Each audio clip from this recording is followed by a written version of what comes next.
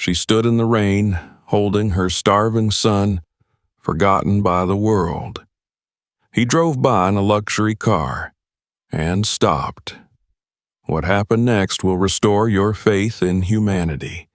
This story will break your heart and then heal it. Watch till the end, and don't forget to subscribe. Tell us in the comments, where are you watching from? The rain fell softly but steadily, tapping against rooftops and rolling off the edges of umbrellas held by people rushing down the bustling streets of Lagos. Cars honked impatiently in the distance, headlights slicing through the gray morning haze. It was one of those days where the city felt heavy, damp, crowded, and indifferent. On a small corner, just off the main road, a young woman stood barefoot on the wet pavement. Her name was Amina. She was wrapped in a worn-out shawl that clung to her body like a second skin, drenched from the cold drizzle. In her arms, she held her son Idris, no older than 2, pressed tightly against her chest. The boy's tiny fingers were tucked under his mother's wrapper, his face half covered, his breath shallow. He hadn't cried in a while, not because he wasn't hungry, but because he was too tired. Amina's lips were pale. Her eyes were dark hollows of sleepless nights and empty stomachs. Her dress, once yellow, was now stained with time and mud, hanging loosely on her thin frame. Her slippers, mismatched and broken, were soaked through, and yet she stood unmoving, as if rooted to that spot by something heavier than the rain. The people who passed by hardly noticed her. Some glanced with pity, others with suspicion. A few crossed the road, not wanting to hear her voice.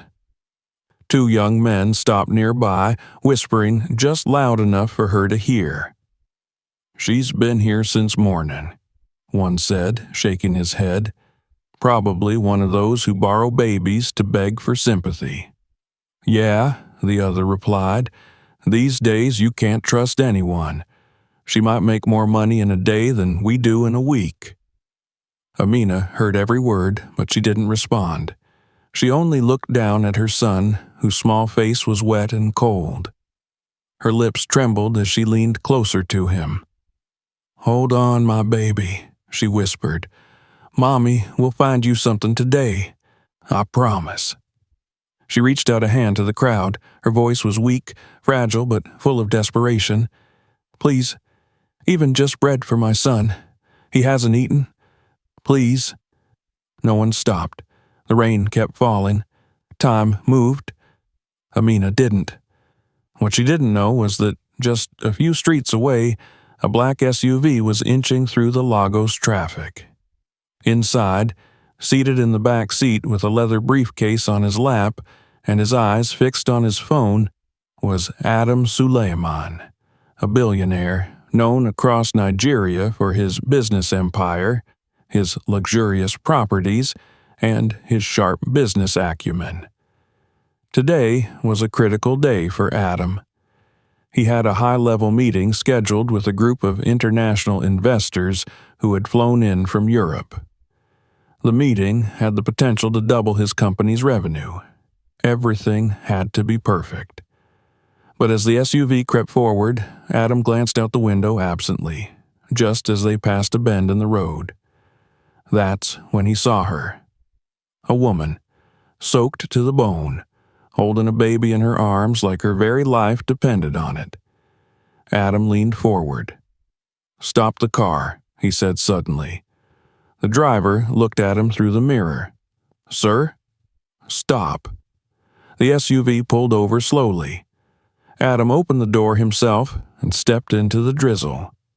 His polished shoes met the wet concrete, and rain began to darken his tailored suit, but he didn't care. He walked toward Amina. She didn't see him at first. She was still murmuring softly to her son, rocking him with what little strength she had left. When she finally noticed the figure standing in front of her, she looked up, startled. Her lips parted slightly, unsure whether to run or speak. She had never seen a man so well dressed, his eyes so focused. Adam said nothing at first. He simply looked at the child in her arms. "What's his name?" he asked gently. Amina hesitated. Her voice cracked when she finally answered, "Idris." Adam took a step closer, squinting to see the boy's face. The child was pale and trembling, his lips dry. "Has he eaten?" Adam asked. Amina shook her head slowly. "No, sir, not since yesterday morning." Adam's jaw tightened. He looked her over, soaked clothes, bare arms, cracked skin, and eyes full of silent exhaustion. "And you?" he asked. "Have you eaten?" She shook her head again, this time avoiding his eyes. "It's okay," she whispered. "I just want him to eat." Adam paused. Something about her voice pierced through his usual layers of detachment. The business meetings, the deadlines, the contracts. This woman wasn't pretending. Her pain was real. Her suffering was etched into her bones. He made a decision. "Come with me." Amina blinked. She looked down at her child, then back at him. "Sir?" I said, "Come with me. Let me help you." Amina looked at the black car. She had never entered such a vehicle in her life. She wasn't sure she should trust him, but when she looked at his eyes, they were calm. Not the kind of calm that hides danger, but the kind that holds answers. Slowly, she nodded. Adam led her to the car. The driver opened the back door and Amina climbed in, still clutching Idris tightly. She sat stiffly, barely touching the seat. The driver glanced at her through the mirror but didn't speak. Beside her, Adam remained silent for a while. He handed her a towel from the seat. "For the boy," he said. Amina took it quickly. "Thank you, sir," she murmured. Her hands trembled as she wrapped the towel gently around Idris. "What's your name?" Adam asked quietly. "Amina." "Where do you live?" She didn't answer right away. Finally, she said, "Nowhere. We sleep where we find shade." Adam said nothing for a moment. Then he nodded. "All right. I'll take you somewhere safe." Amina's eyes filled with tears. She didn't let them fall. "God bless you, sir," she whispered, but Adam could already feel the clock ticking. His meeting was soon, and traffic wasn't letting up. He looked at his watch. Then he looked at the baby again, shaking, cold, and silent. He gave an order. "Take us to the nearest food stop. Quickly." The car pulled into a roadside restaurant. It wasn't fancy, but it was clean. Adam ordered hot jollof, rice, chicken, and warm milk, bottled water, plantains, enough for two. Amina sat with Idris on her lap, unsure if she was allowed to eat there. "Can I eat here, sir?" she asked softly.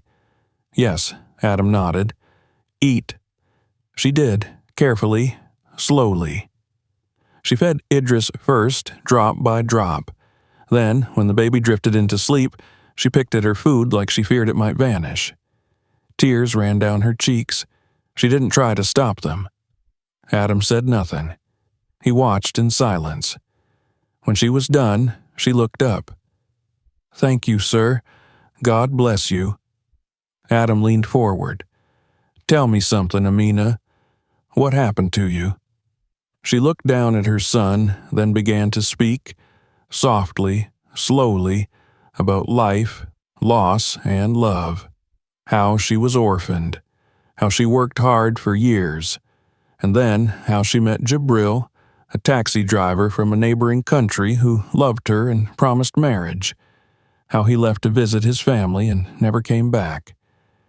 He said he would be gone a week, that he just had to tell his family. But he never returned. His number stopped working. I begged his friends. No one knew anything. Or maybe they lied. I had no money left. No one would hire me pregnant. So I began sleeping outside. She kissed Idris's forehead. Now he's all I have. Adam sat back. The weight of her story filled the space between them. He reached into his wallet, pulled out several folded notes, and placed them on the table. "Take this. It'll help for now." Amina looked at the money and shook her head. "This is too much." "You need it," he said. She held the money to her chest. "Thank you, sir. I will never forget this." Adam checked his watch. The meeting had started without him. He didn't care. He pulled out a business card. "This has my number. Call me in 3 hours. I'll come and take you and Idris somewhere safe." She held the card like treasure. "Yes, sir, I will." But what Amina didn't know was that the one thing she hoped would save her, the small piece of card, would soon be lost forever. As she left the restaurant, she tucked the card inside the folds of Idris's tiny shirt, thinking it was the safest place. But the rain, the movement, the wind, somewhere along the road it slipped and fell onto the wet pavement. She didn't notice, and neither did anyone else. The restaurant door closed behind Amina as she stepped out into the soft drizzle. The clouds had not cleared, but the rain had slowed to a light mist. She adjusted the wrapper around Idris, who was finally sleeping soundly after his first warm meal in days. The warmth in her chest had nothing to do with the food. It came from the card she had folded and tucked into his shirt, the promise of safety, of something better, just a phone call away. She walked carefully, avoiding puddles, shielding Idris's tiny face from the cold wind. Her thoughts raced. Maybe it was a dream. Maybe Adam Suleiman wasn't real, but the money in her pocket said otherwise. The food, still warm in her belly, said otherwise. Hope, a feeling she had long forgotten, flickered again in her chest. She reached the busy roadside and flagged down a yellow Danfo minibus heading in the direction she had come from that morning. She climbed in, careful not to disturb Idris, and took a seat at the back. Her eyes watched every street sign, every intersection. She remembered the small dry bench near the little kiosk where she had stood in the rain just hours earlier. She would wait there until it was time to call. Her hands touched Idris's shirt every few minutes, checking to make sure the card was still there. She didn't take it out. She didn't want to risk losing it. She simply felt for the pocket she had slipped it into. But fate had moved differently. When the bus stopped, Amina stepped out and made her way to the shaded corner she remembered so well. The kiosk owner was still not there. She sat down on the edge of the wooden bench and adjusted her shawl. The streets were loud. People walked by. None of them noticed her. She waited. 2 hours passed. Idris stirred in her arms and fell back asleep. When the sun began to peek through the clouds, she whispered to herself, "Soon." She reached down again, gently pressing her fingers into the tiny sewn-in pocket inside Idris's shirt to feel the card. But this time, nothing. Amina's heart skipped. She checked again, more urgently. Still nothing. "No," she whispered. She turned Idris toward her, checking every fold of his shirt, lifting his wrapper, inspecting her own clothes, her slippers, her headscarf. "No, no, no." Panic rose in her throat. Her breathing became fast. Her hands trembled as she checked again, this time with tears already forming in her eyes. The card was gone. The only link to the man who had promised to help her, the man who had shown her kindness. She had lost it. She searched the area around the bench, the muddy ground, under the wood. Nothing. Amina stood up, still holding Idris, and looked around wildly. Maybe I dropped it in the bus," she muttered to herself. But the bus was long gone. She hadn't even looked at the number. She turned toward the road. "The restaurant," she said suddenly, her voice shaken. "Maybe it fell there." She began walking again, faster this time. Her legs were tired, her back ached, but she didn't stop. The promise of safety, of a future, was slipping through her fingers, and she couldn't let that happen. Back at Adam Suleiman's office, the meeting had concluded. The foreign investors had smiled, shaken hands, and left with folders of signed agreements. Adam should have been pleased. Everything had gone well, but as he sat at his desk, the triumph felt hollow. He looked at his phone again. No missed calls. He picked it up, checked the number printed on the card he had given Amina, and waited for the screen to light up. Nothing. He leaned back in his chair, fingers steepled under his chin. A heavy silence filled the room. Maybe she never planned to call, he murmured. Maybe it was all for sympathy. But then his mind pushed back. He remembered her eyes, red-rimmed and filled with quiet desperation. He remembered how she fed the baby first, then herself. The way she had thanked him like someone receiving more than just food. The way she had clutched that card like it was life itself. No, she hadn't been pretending. Adam stood up abruptly, grabbing his coat. "Michael," he called out to his assistant, "tell the driver to meet me downstairs. We're going to the restaurant." The rain had stopped completely now.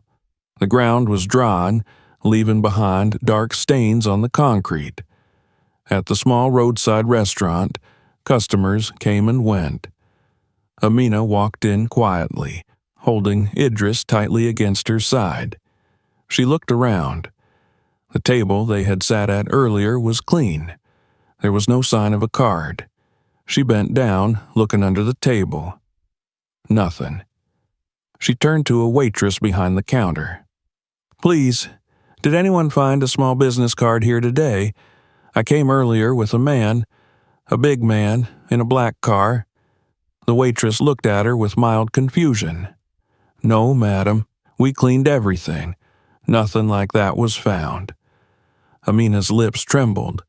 "Are you sure?" The waitress shrugged.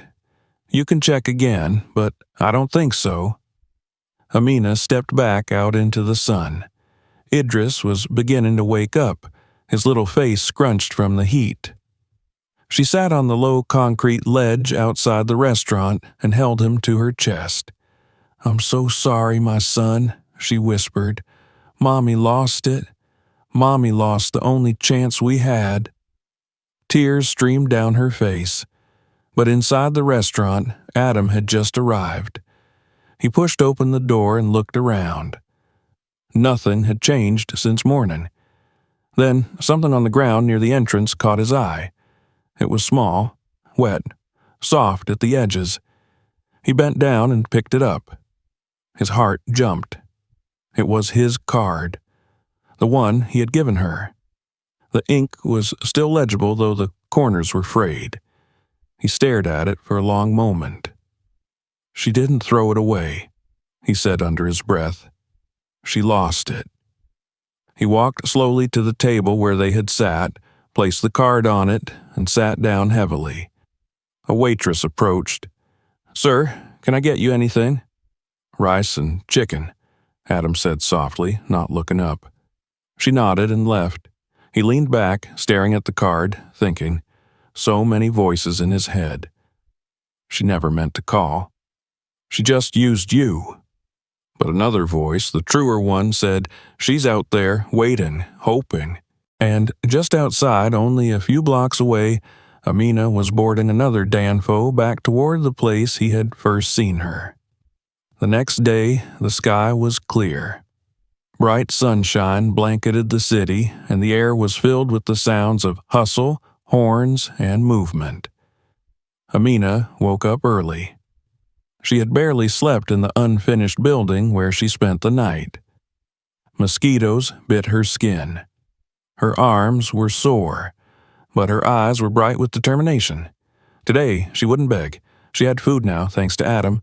And she had a goal. She would go back to that spot, the same place where he had first seen her. And she would wait. Maybe he would come that way again. She wrapped Idris tightly against her back, brushed his hair with her fingers, and whispered, "We'll wait today, my son, even if it takes the whole day." By 9 a.m., she was standing at the same corner watching every black SUV that passed. But inside Adam's mansion, the atmosphere was cheerful and full of celebration. His younger brother, Caleb, was returning home after 17 years abroad. Adam had taken the day off. No office, no meetings. Only joy, laughter, and family. He had completely forgotten the girl from the rain, at least for the moment. He greeted his brother with open arms and a smile that reached his eyes. "You look like America," Adam teased. "And you look like money," Caleb joked back. They laughed.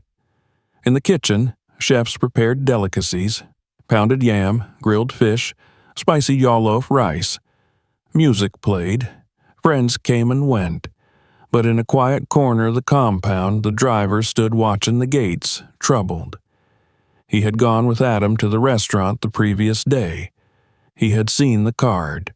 And now, as he drove back from the airport with Caleb, he passed the same corner. And there she was, the woman, the baby, still waiting. The driver's hands tightened on the wheel. "Is something wrong?" Caleb asked from the back seat. "No, sir, just Lagos traffic," he replied, but his mind was racing. He needed to speak with Adam. By the time the car pulled into the mansion, Caleb was smiling and joking with everyone, but the driver didn't join the laughter. He waited by the car, watching for the right moment. When Adam finally stepped into the kitchen to check on the food, the driver followed him in. "Sir?" he said quietly. Adam turned. "Yes?" "I saw her," the driver said. "The woman from yesterday. She's standing at the same place, with her child." Adam froze. A dozen emotions moved across his face. Surprise, doubt, guilt. "She's still there?" he asked softly. The driver nodded. "Yes, sir. I saw her clearly." Adam looked away. He remembered how she held her baby, how she had spoken about sleeping on the street, how she had cried quietly over rice. He whispered, "She didn't throw the card away. She lost it." Then, louder, Go back there now. If she's still there, bring her to me." The driver nodded quickly and left. Back on the street, Amina was still waiting. The sun was high now. Idris was sweating, but she stayed. Her lips whispered quietly, "Please, God, don't forget us." Then a red SUV pulled up. The window rolled down. The driver leaned out. "Madam, wait!" Amina turned sharply. Her heart leapt. It was him, the same driver, the man who had opened the door for her yesterday. He stepped out. She took a small step forward. "I'm sorry," she blurted out, her voice trembling. "I lost the card. I looked everywhere. I even went back to the restaurant." He didn't let her finish. "Please, come with me," he said gently. She nodded. Tears ran down her cheeks. She climbed into the car with Idris. As the SUV turned around and pulled into traffic, Amina didn't know where she was going. But she knew this time she wouldn't lose her chance. The red SUV glided through the open gates of Adam Suleiman's mansion. Tall palm trees lined the driveway, their leaves rustling gently under the late morning breeze. The house was vast, modern, and spotless, with polished tiles that reflected the sun. To Amina, it looked like something out of a dream too beautiful to trust. The driver parked near the carport and stepped out. He opened the door for her and reached out a hand. Amina climbed out slowly, Idris still wrapped against her back. Her feet were dusty, her wrapper faded, but her spirit was trembling not with fear now, but with something deeper, disbelief. She had not expected to ever see this place again. She had not expected to be seen at all. "Come with me," the driver said gently. She followed him into the house, her eyes darting from the gleaming floor to the gold-framed portraits hanging on the walls. The house smelled of fresh flowers and clean linen. Laughter echoed softly from one of the rooms.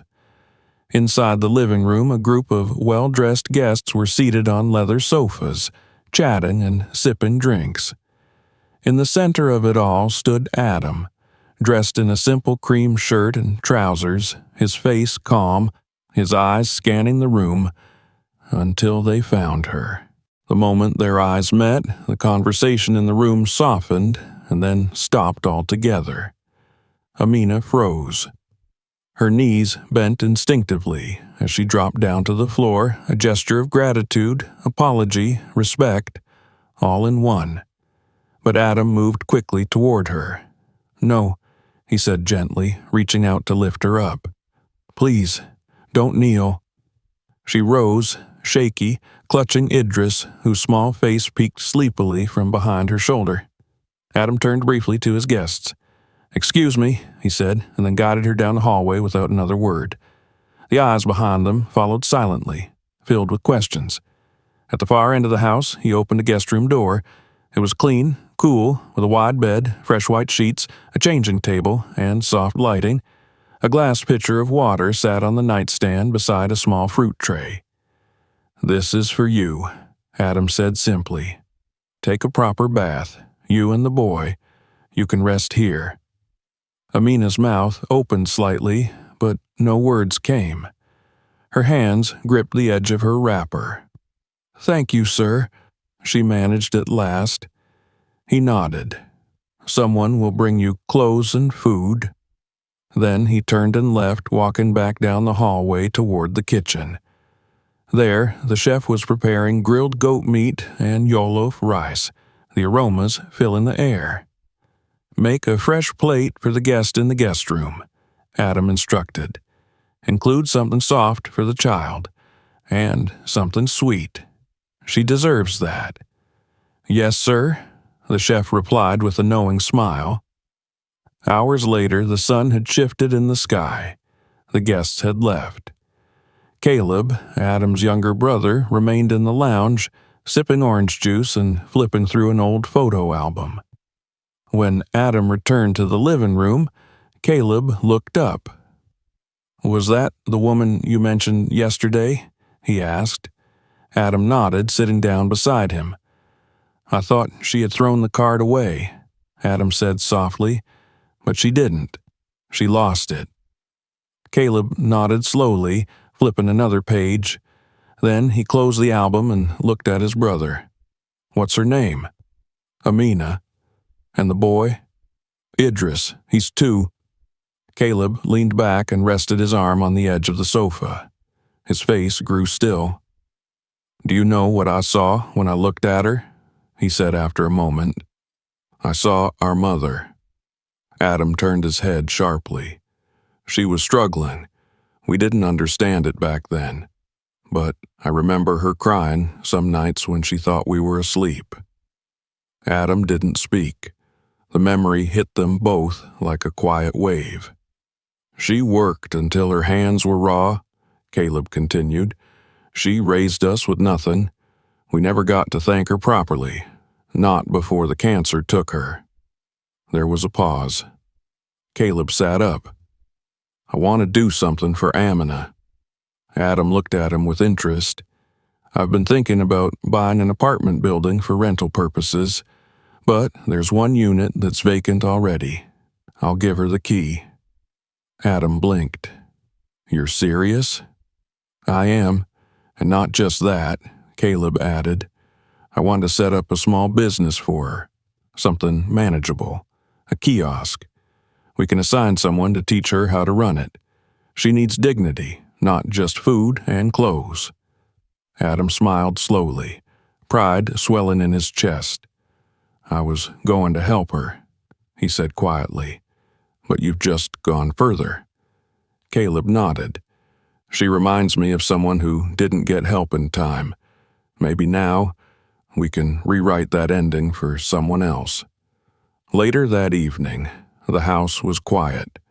Idris was asleep on a clean blanket, a warm towel under his head, and Amina was seated on the edge of the bed, her hair wrapped in a fresh scarf. She wore new clothes, soft to the touch. Her skin, no longer caked in dust, glowed faintly in the dim light. Adam knocked gently on the door. She stood. "Please, sit," he said. He stepped in and took a chair across from her.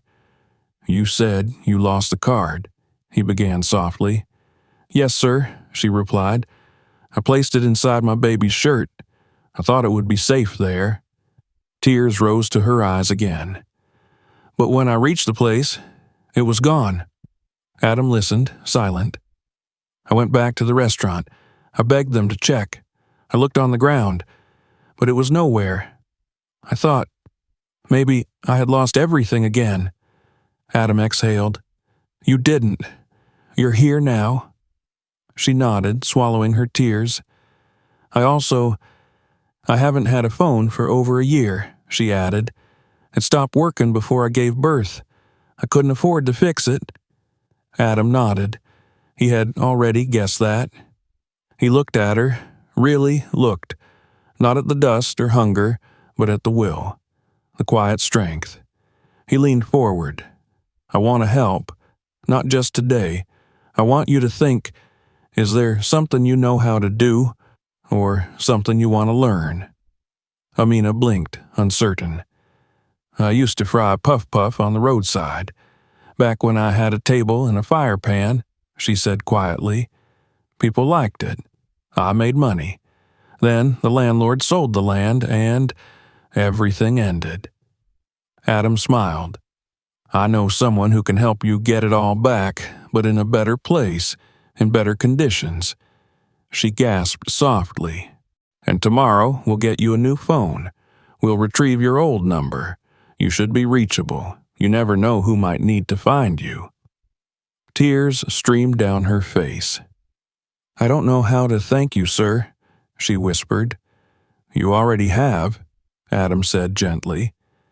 The next day, the SUV rolled into a large retail center. Amina stepped out in clean clothes, Idris in her arms, wide-eyed at the shining glass doors and neat shops. They walked into a boutique. "Pick anything you like," Adam said. She looked at him, stunned. "For me? For you, and for him."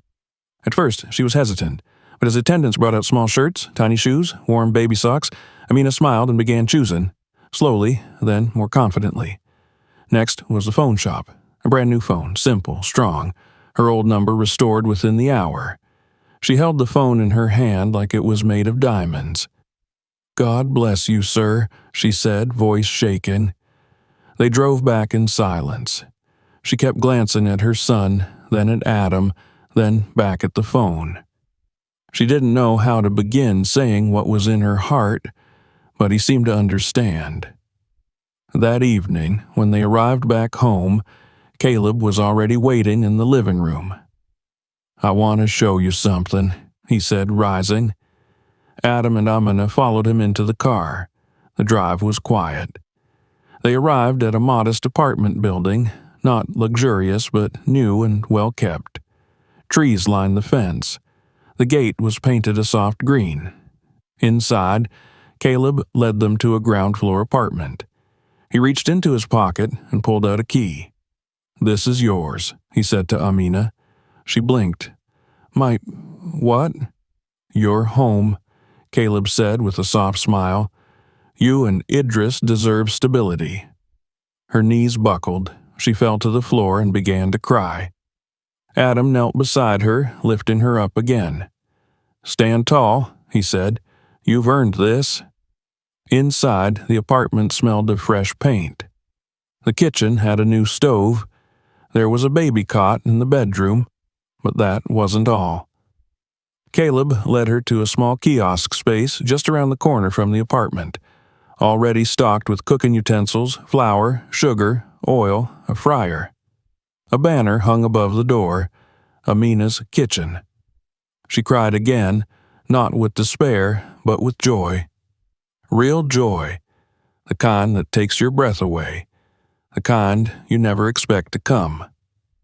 2 weeks passed like a quiet sunrise. Each morning, Amina rose early to sweep the front of her small kiosk. The space, painted in cheerful green and yellow, bore a sign that now meant everything to her: Amina's Kitchen. Inside, shelves were stocked with cooking oil, flour, sugar, spices, sachets of water, and all the basics needed to start the day. She sold puff-puff in the mornings, rice and stew by afternoon, and small provisions in between. The small kiosk had quickly become a favorite stop for neighbors. Some came for the food, others came just to smile at her. The woman who used to sleep on the street, but now kept a neat little shop with her son playing safely nearby. Her days were simple now, but full. She had a house to clean, a business to run, and a child to raise. Her phone, new, bright, and always charged, sat on a small wooden table inside her shop. Sometimes she would pick it up and stare at it, remembering how close she had come to never holding one again. She never called Adam unless necessary. He had done enough. She respected his quiet generosity and answered his check-ins with sincere gratitude. Idris had begun to smile again. He slept peacefully in his small crib every night, fed and warm. His cheeks, once hollow and pale, were now soft and round. Every time Amina watched him sleep, she felt her throat tighten with emotion. He had survived. They both had. But one warm afternoon, while Amina was sorting receipts and balancing her small cash book in the shop, her phone rang. A strange number lit up the screen. She froze. For a long second, her hand hovered over the phone. Something in her chest twisted, as if the air itself had thickened. Then she pressed the green button. "Hello?" A woman's voice came through, soft and trembling. "Hello? Is this Amina?" "Yes, this is Amina," she replied slowly, uncertain. There was a pause. The voice on the other end broke slightly. "My name is Hadia. I'm Jacob's cousin." The world around Amina paused. The sound of traffic, of children laughing nearby, of the fan spinning above her head, all faded. Only her heart, pounding wildly, remained. "I've been trying this number for over a year," the voice continued. "It used to be off, but today it finally rang." Amina sat down slowly, her knees weak. "Jacob?" she whispered. "Where is he?" Another pause. Then the words came gently, like a cloth placed over a bleeding wound. "Jacob never abandoned you." Amina's eyes welled instantly. She clutched the edge of the table. "He didn't?" "No," Hadia said, voice thick with emotion. "He left the day he promised to speak to our family, but he never made it home." Amina gasped. "There was an accident," Hadia said. "A bad one. His taxi collided with a trailer just 2 towns away from our village.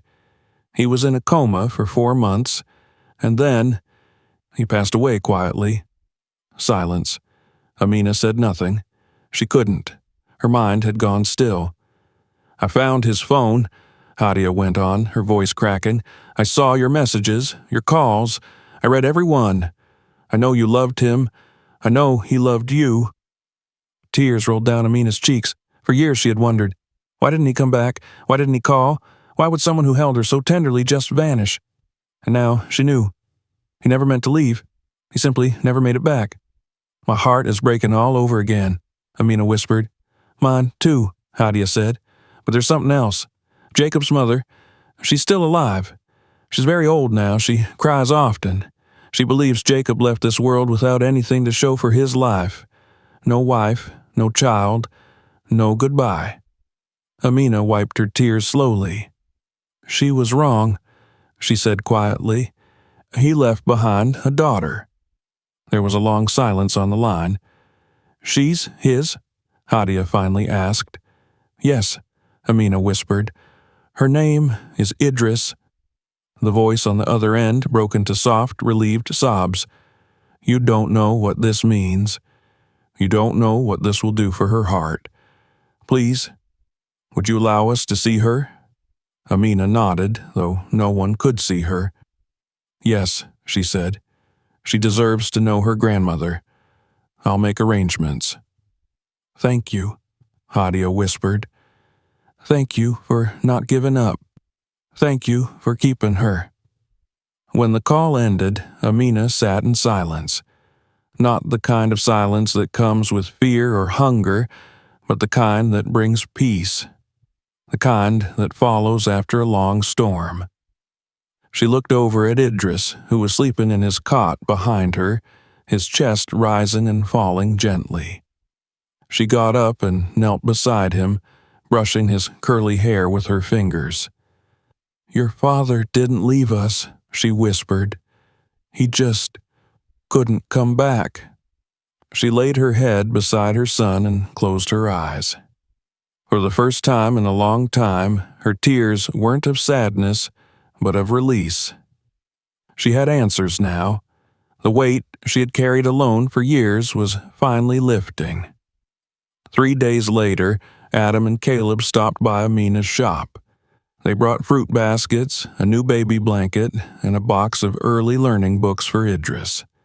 They sat outside under a small umbrella as Amina served them fresh ginger tea. "You look different," Adam said as he sipped. "How so?" she asked with a smile. "Like someone who has found something they didn't know they were missing." Amina nodded. "I got a call from Jacob's cousin." Adam and Caleb went quiet. She told them the full story. The accident, the coma, the death, the messages that were never read. When she finished, Adam placed a hand gently on her shoulder. "I'm sorry," he said. "I'm not," she replied softly. "Not anymore. I know now. That's enough." Caleb smiled and looked over at Idris, who was playing nearby with a stick in the sand. "What do you plan to do?" he asked. "I'm taking him to meet his grandmother," Amina said.